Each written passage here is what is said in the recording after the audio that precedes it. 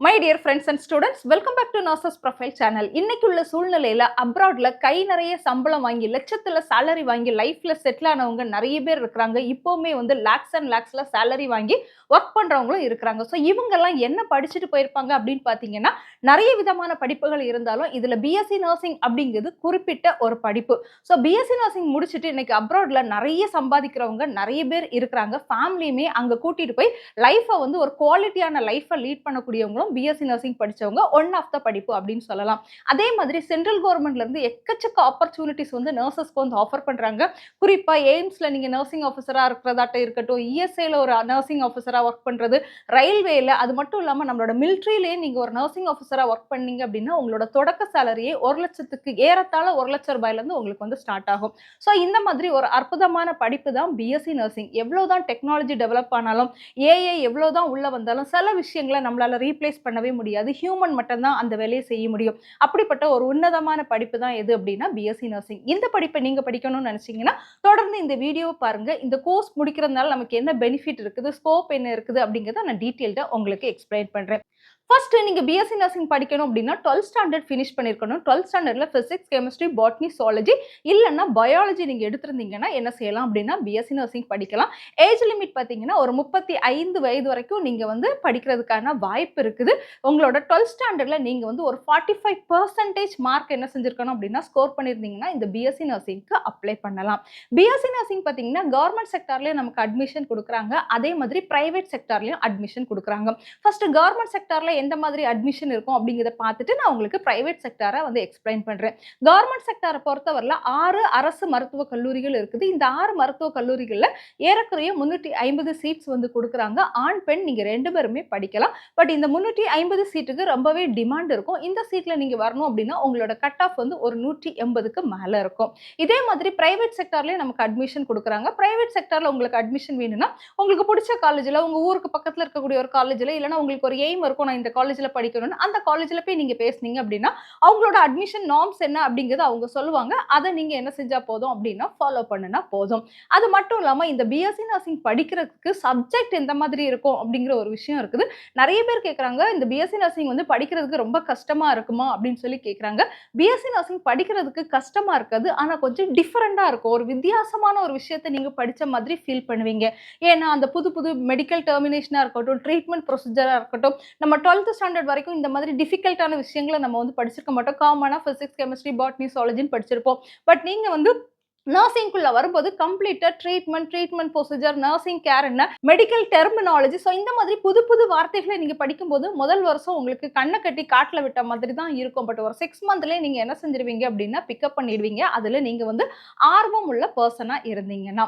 அடுத்து இது படிக்கிறதுக்கு சப்ஜெக்ட் எந்த மாதிரி இருக்கும் அப்படின்னு பார்த்தீங்கன்னா, உங்களோட சப்ஜெக்ட்ல anatomy and physiology, foundation of nursing, medical and surgical nursing, pharmacology, sociology, psychology, microbiology, அது மட்டும் இல்லாம first aid, community health nursing and பார்த்தீங்கன்னா நம்மளோட geriatric nursing, mental health nursing, maternity nursing. So இந்த மாதிரி ஒரு மனுஷன் வந்து பிறந்ததுல இருந்து இறக்குறது வரைக்கும் அவனோட உடல்ல ஏற்படக்கூடிய பிரச்சனைகளுக்கும் அதுக்குள்ள ட்ரீட்மெண்ட் தீர்வுகள் குறித்து தான் நம்ம என்ன செய்வோம் அப்படின்னா படிப்போம். நம்மளோட மெயின் ரோல் என்னவா இருக்கும் அப்படின்னு பார்த்தீங்கன்னா, ஹாஸ்பிட்டல்ல ஒரு பேஷண்ட்டை கேர் பண்றது தான் உங்களோட மெயின் ரோலா இருக்கும்.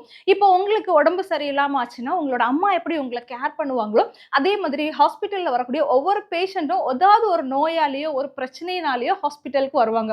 ஸோ அவங்க அந்த ஹாஸ்பிட்டல்ல இருக்கிற அந்த நாட்கள் முழுவதும் அவங்கள வந்து பிசிக்கலாகவும் கேர் பண்ணி, ட்ரீட்மெண்ட் வைஸாகவும் கேர் பண்ணி, நர்சிங் கேர் கொடுத்து, அவங்களுக்கு வந்து மென்டல் சப்போர்ட்டும் கொடுத்து, அந்த நோயிலிருந்து அவங்க விடுபடுறதுக்கு நம்ம வந்து உதவி செய்கிறோம். இதுதான் வந்து நர்சிங் படிப்பு. அது மட்டும் இல்லாமல் டாக்டர்ஸ் வந்து ட்ரீட்மெண்ட் பண்ணுவாங்க. அந்த ட்ரீட்மெண்ட்க்கு அசஸ் பண்ணுறது, அந்த ட்ரீட்மெண்ட்டை ஃபாலோ பண்ணுறது, மெடிசின்ஸ் கொடுக்குறது. ஸோ இது எல்லாமே யார் பார்ப்பா அப்படின்னு பார்த்தீங்கன்னா நம்மளோட நர்சஸ் தான் பார்ப்பாங்க. ஸோ இந்த நர்சிங் அப்படிங்கிறது ஒரு நல்ல படிப்பு தான். இன்னைக்கு வந்து நல்லபடியா ஒரு முன்னேறிட்டு வரக்கூடிய இன்னொரு பெட்டரான படிப்பு. இது படிச்சு முடிச்சுட்டு ஹையர் ஸ்டடீஸ் என்ன படிக்கலாம் அப்படின்னு பார்த்தீங்கன்னா, நீங்க பிஎஸ்சி நர்சிங் முடிச்சீங்கன்னா எம்எஸ்சி நர்சிங் படிக்கலாம். எம்எஸ்சி நர்சிங் படிக்க வச்சுட்டு எம்ஃபில் படிக்கலாம் நீங்க.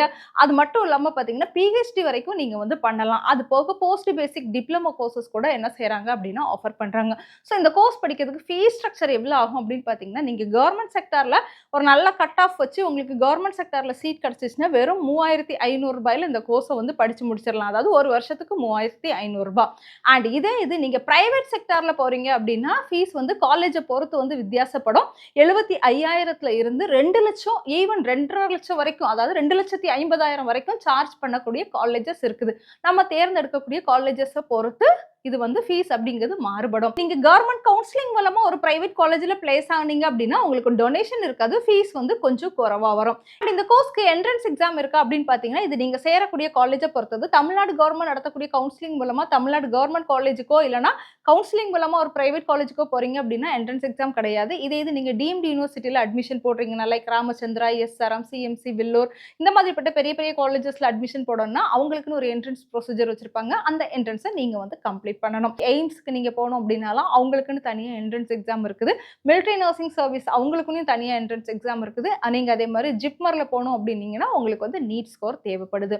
அண்ட் அதே மாதிரி உங்களோட பக்கத்து ஊர்ல இருக்கக்கூடிய ஏதாவது ஒரு நர்சிங் காலேஜ்ல படிக்கணும் அப்படின்னா மோஸ்ட்லி என்ட்ரன்ஸ் எக்ஸாம் இருக்காது. 12th மார்க்கை வச்சு என்ன செஞ்சிருவாங்க அப்படின்னா அவங்க வந்து அட்மிஷன் கொடுத்துடுவாங்க.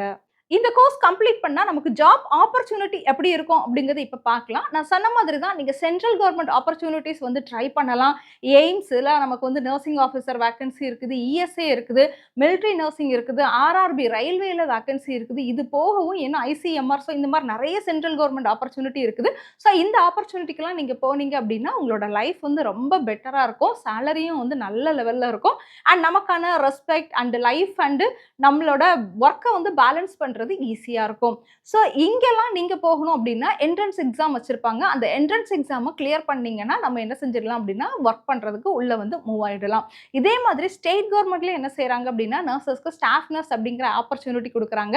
கவர்மெண்ட் ஹாஸ்பிட்டல் இருக்கு இல்லையா, அங்க நம்ம வந்து ஸ்டாஃப் நர்ஸா ஒர்க் பண்றதுக்கும் நமக்கு வந்து ஆப்பர்ச்சுனிட்டி கொடுக்குறாங்க. நம்ம பிஎஸ்சி நர்சிங் கம்ப்ளீட் பண்ணியிருந்தோம் அப்படின்னா ஸ்டாஃப் நர்ஸா நம்ம வந்து ஒர்க் பண்ணலாம். பட் நீங்க வந்து அதுக்கும் வந்து எக்ஸாம் இருக்குது. எம்ஆர்பி கண்டக்ட் பண்ணக்கூடிய எக்ஸாமை கிளியர் பண்ணாதான் நம்ம என்ன செய்ய முடியும் அப்படின்னா அங்க வந்து ஸ்டாஃப் நர்ஸா ஒர்க் பண்ண முடியும்.